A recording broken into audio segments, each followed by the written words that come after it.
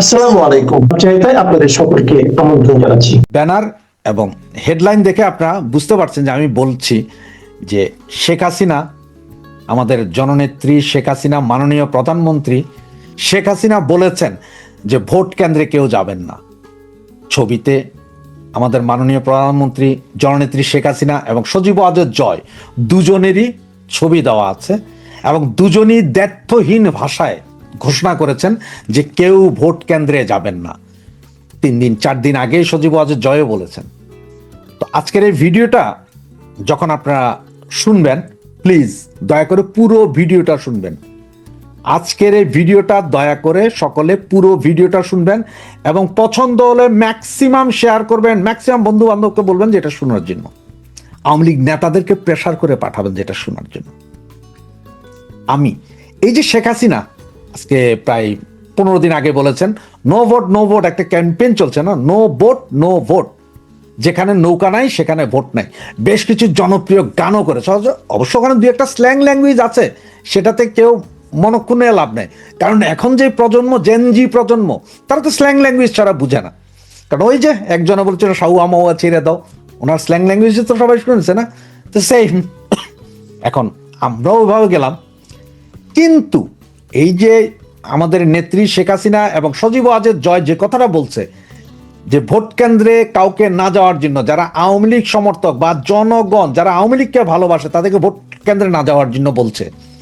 আমাদের আওয়ামী লীগ, শ্রমিক লীগ, যুবলীগ, স্বেচ্ছাসেবক লীগ, মহিলা আওয়ামী লীগ, কৃষক লীগ, এদের কোনো নেতা নেত্রীকে আজ পর্যন্ত একটা ভিডিও মেসেজ দিতে পেরেছে?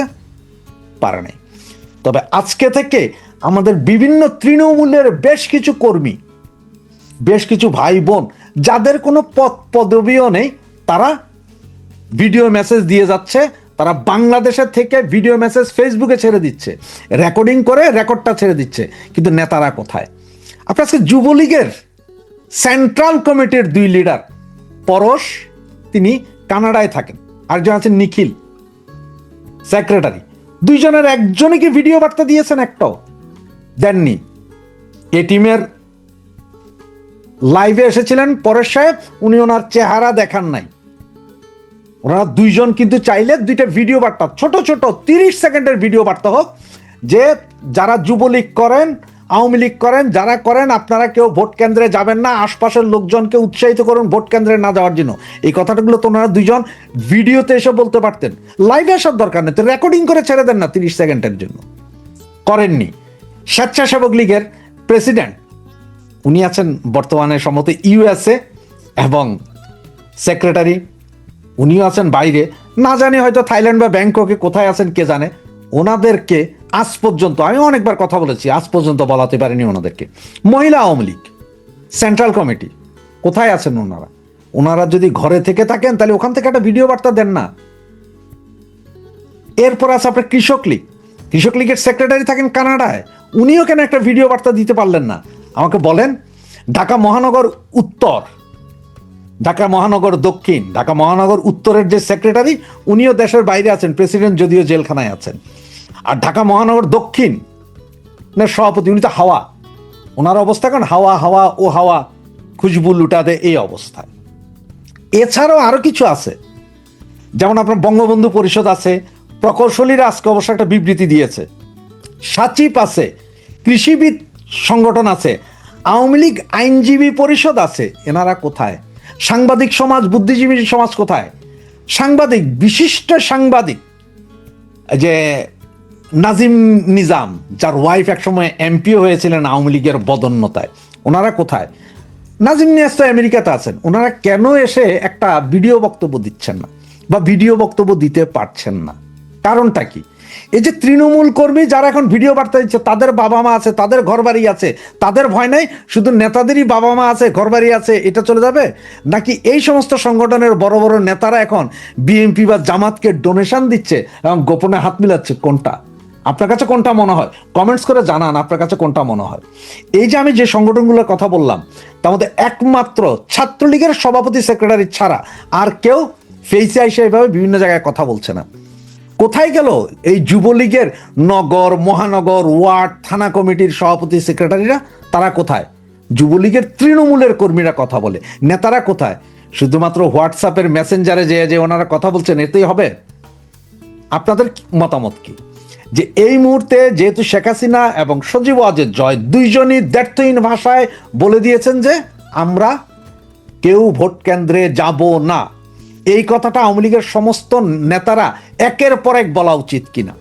ওনারা যদি বলে এটার ইম্প্যাক্ট আমি বা আপনি বললে যতটুকু পড়বে তার চেয়ে বেশি পড়বে, তাই নয় কি? আওয়ামী লীগের 300 আসনে 300 এমপি আছেন। 300 এমপি যদি এসে এক এক দিনে যদি 10 জন বা 20 জন এমপি হয়, যে এসে যদি বলেন যে আমার আসন, ধরেন আপনার এক্সাম্পল আমি বললাম যে আমার আসন 1, আমার আসন 2, আমার সংসদীয় আসন 300, আমার সংসদীয় আসন 286, আমার সংসদীয় আসনের নেতা কর্মী জনসাধারণের কাছে অনুরোধ, আপনারা 12 তারিখ ভোট কেন্দ্রে যাবেন না, আপনারা সকলে বাসায় থাকুন। যদি প্রেসারে পড়ে বা মৃত্যু ভয়ে আপনারা ভোট কেন্দ্রে যেতেই হয়, ভোট কেন্দ্রে গিয়ে সেই ভোট কি করবেন সেটা আপনারা সিদ্ধান্ত নিয়ে ফেলবেন ওখানে, যে আপনারা এমন কিছু করুন, এমন ভাবে করেন যে আমরা কোনো ভোট কেন্দ্রে যাব না, ভোট দেব না। এই অনুরোধটুকু কি 300 আসনে 300 জন এমপি করতে পারেন না?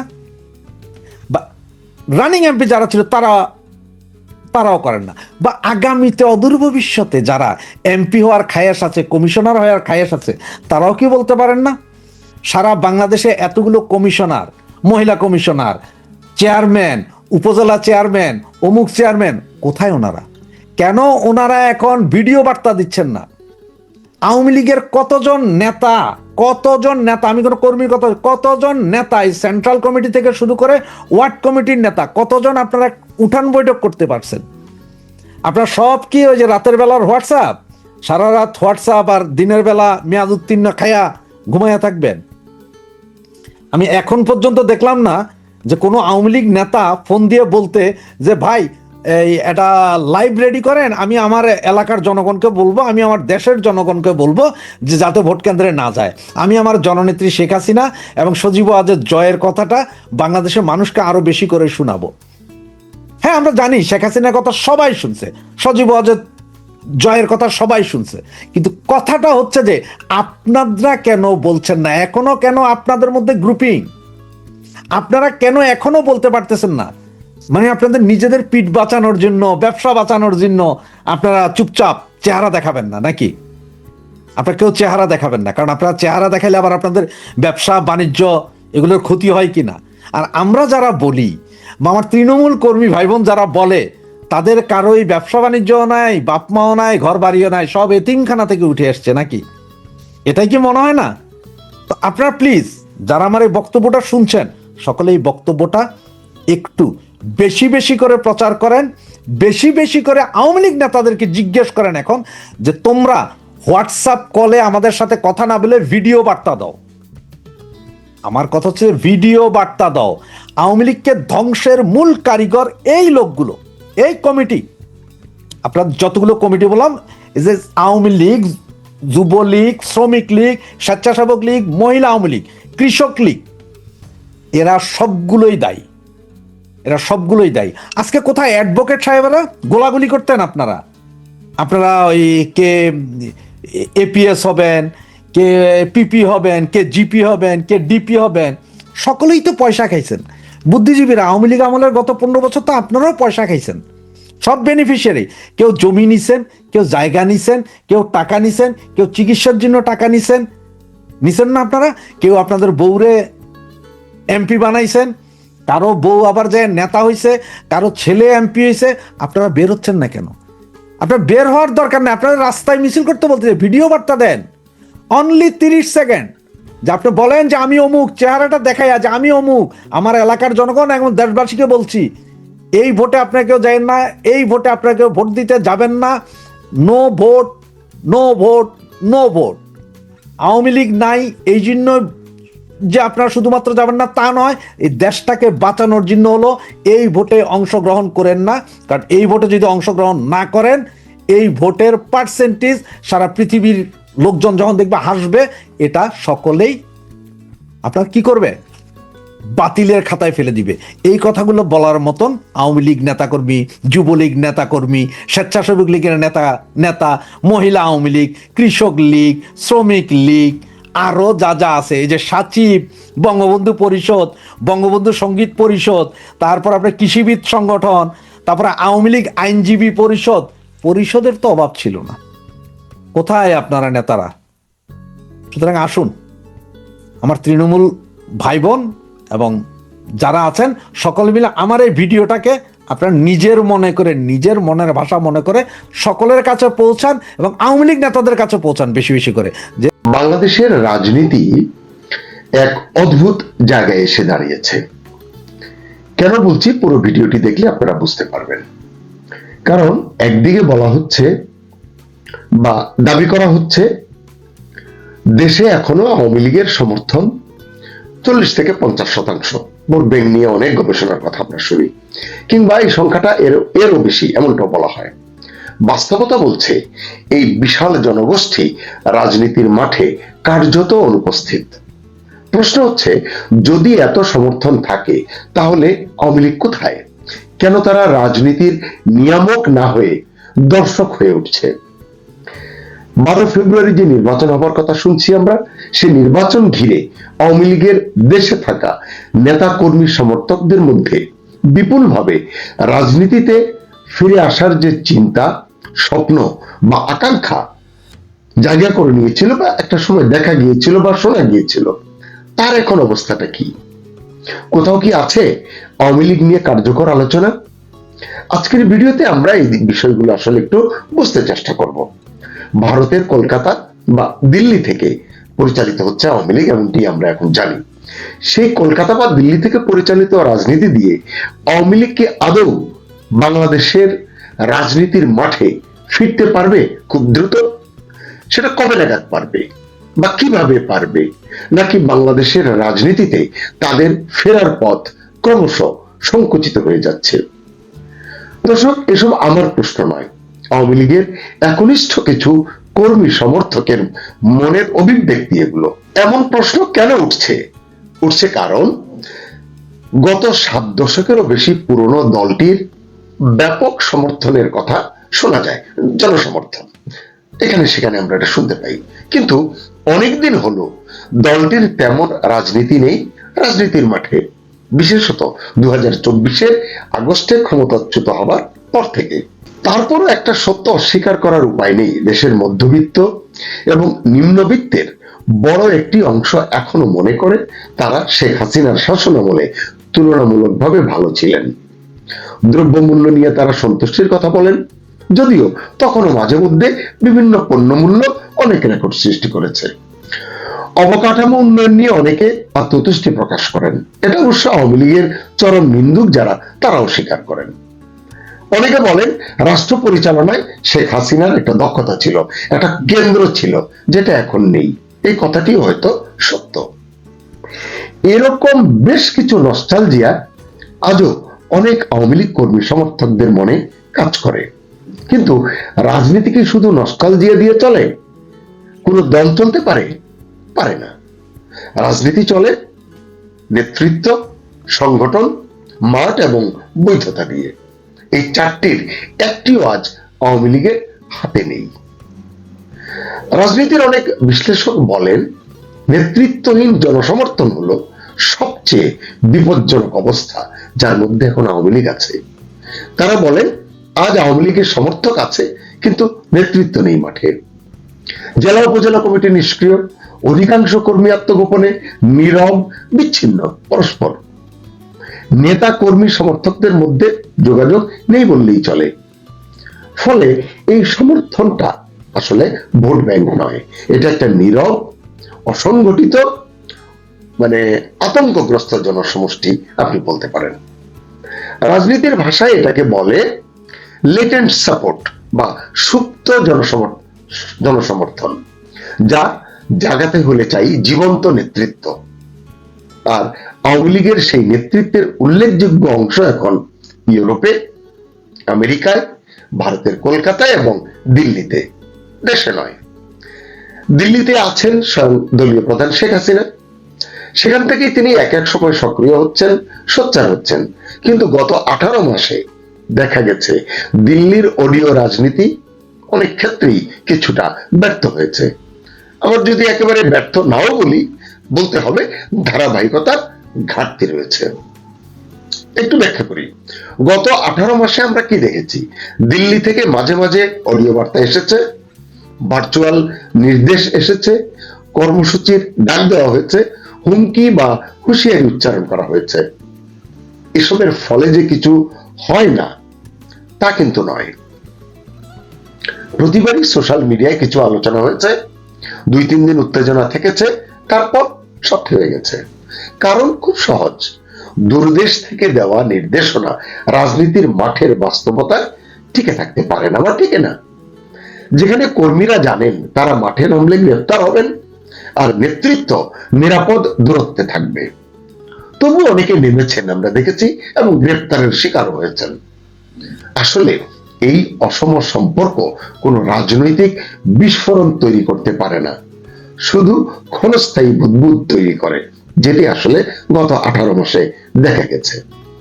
নয়তো এমন হবার কথা ছিল না, এটা মনে করেন অনেক রাজনীতির বিশ্লেষক। তারা বলেন 2024-এর 5 আগস্ট বা আগস্টের বাকি দিনগুলোতেও অনেকেই বলেছেন, অনেকে মনে করেছেন আগামী 10-20 বছরেও আওয়ামী লীগ বাংলাদেশের রাজনীতিতে প্রাসঙ্গিক হতে পারবে না। কিন্তু ইউনূস সরকারের বয়স 2 মাস না পেরোতেই আওয়ামী লীগ যথেষ্ট প্রাসঙ্গিক হয়ে উঠেছিল।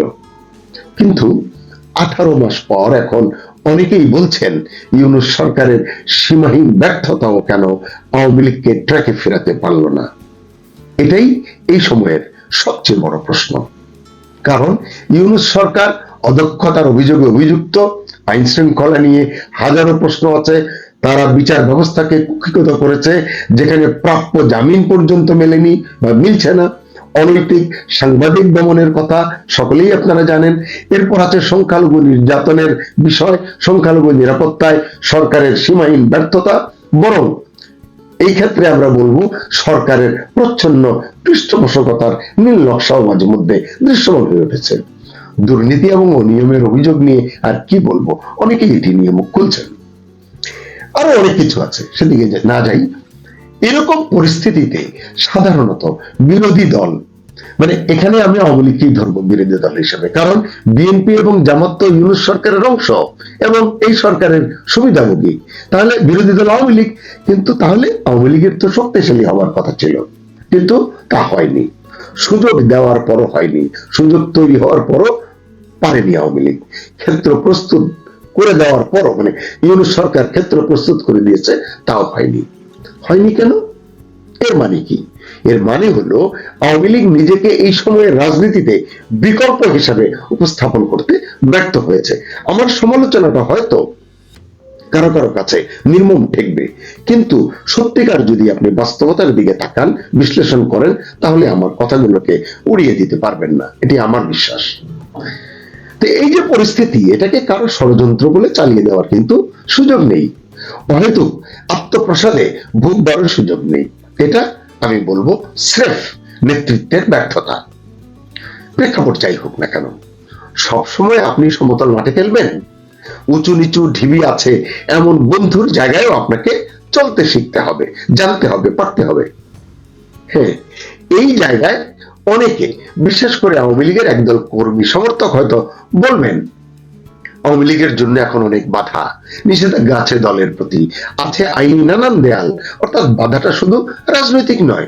এ কথাটাও সত্য, কারণ আজ আওয়ামী লীগ শুধু রাজনৈতিকভাবে দুর্বল নয়, তারা আইনিভাবে নিষিদ্ধ, সরকার করে দিয়েছে।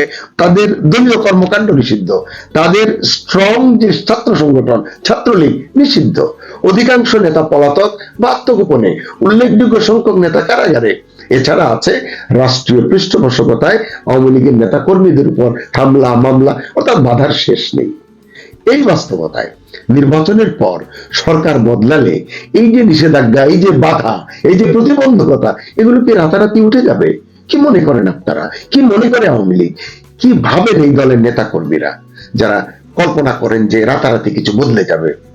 আসলে তাদের এমন ধারণা কি বাস্তবসম্মত? কারণ আওয়ামী লীগের জন্য যে বাধাগুলো গড়ে উঠেছে তা কি শুধু সরকারি সিদ্ধান্ত, কেবল ইউনূসীয় সিদ্ধান্ত? আমার মনে হয় না। সেখানে কি বিএনপি, জামাত, এনসিপি এবং ওয়াকার বাহিনীর সম্মতি নেই, উৎসাহ নেই? অর্থাৎ যদি থাকে তাহলে এগুলো হলো রাষ্ট্রীয় সিদ্ধান্ত। এসব কারণেই বলছি নির্বাচন পরবর্তী, মানে 12 তারিখে যদি নির্বাচন হয়, নতুন সরকার গঠন হয়, তাহলে নির্বাচন পরবর্তী আওয়ামী লীগের আচমকা বাংলাদেশের রাজনীতিতে, বাংলাদেশের ক্ষমতায় বা ট্র্যাকে ফিরে আসার যে স্বপ্ন, সেটি আমার কাছে বেশ দুর্বল বলে মনে হয়। একটা কথা শুনছি বহুদিন ধরে বা কিছুদিন ধরে, আওয়ামী লীগের পলাতক নেতৃত্বের একটি অংশের মধ্যে অনেকের ধারণা, এমন একটি ধারণা আছে, তারা বলছেন নির্বাচন হয়ে গেলে পরিস্থিতি বদলে যাবে, আমরা ফিরতে পারবো, মানে এরকম একটি প্রেক্ষাপট তৈরি হবে। কিন্তু বাস্তব প্রশ্নগুলো একটু কঠিন নয় কি? সেটা কি তারা অনুধাবন করছেন, বিবেচনা করছেন? বিএনপি কে আওয়ামী লীগকে সহজে মাঠে ঢুকতে দেবে? জামাত কেন রাজনৈতিক প্রতিদ্বন্দ্বী আওয়ামী লীগকে জায়গা করে দেবে? এই দুটো দলের সঙ্গে আওয়ামী লীগ তাদের শাসনামলে যা যা করেছে, বাংলাদেশের রাজনীতি কি তা ফেরত দিতে চাইবে না? কি মনে হয় আপনাদের? সবকিছু এত সরল? যারা এমন সরল চিন্তা আচ্ছন্ন, তাদের কাছে আমার একটি প্রশ্ন, নতুন ক্ষমতাসীনরা যারাই আসুক, কেন অতীতের শক্তিকে পুনরুজ্জীবিত হওয়ার সুযোগ দেবে? যেখানে আওয়ামী লীগকে ঘায়েল করার অনেক রসদ তাদের হাতে রয়েছে। বাস্তবতা হলো এসব প্রশ্নের সন্তোষজনক কোনো উত্তর নেই। আমার কাছে যেটা মনে হয়, আজ আওয়ামী লীগের জন্য সবচেয়ে বড় সংকট হলো নৈতিক ও আবেগিক নেতৃত্বের অভাব। যেখানে কর্মীদের অনেকে ভয়ের মধ্যে আছেন, ভয় পাচ্ছেন, যেখানে অনেক কর্মী কারাগারে, অনেকে আত্মগোপনে, সেই প্রেক্ষাপট যখন কতিপয় নেতা, এমনকি দল প্রধানও নিরাপদ আবাসে বসে রাজনীতির নির্দেশ দেন, সেই নির্দেশনা কি কাঙ্ক্ষিত ফলাফল বয়ে আনতে পারে? এটাই রাজনীতির আসলে এখনকার নির্মম বাস্তবতা। অস্বীকার করা মানে বালিতে মুখ গুজে থাকার মতো। আমি যদি বিষয়টিকে ছোট করে আনতে চাই, তাহলে বলবো আওয়ামী লীগ একটি প্রাচীনতম দল, বৃহত্তম দল, কোনো সন্দেহ নেই, তাদের বিশাল সমর্থন আছে, কিন্তু এই মুহূর্তে তাদের দৃশ্যমান রাজনীতি নেই। দলটির নেতাকর্মীদের স্বপ্ন আছে, কিন্তু বাস্তব পরিকল্পনা নেই। আশা আছে, কিন্তু সুবিন্যস্ত পথরেখা নেই। এ কারণেই গত 18 মাস ধরে কলকাতা, দিল্লি থেকে পরিচালিত রাজনীতি বাংলাদেশের মেঠো রাজনীতিতে বারবার পথ হারাচ্ছে।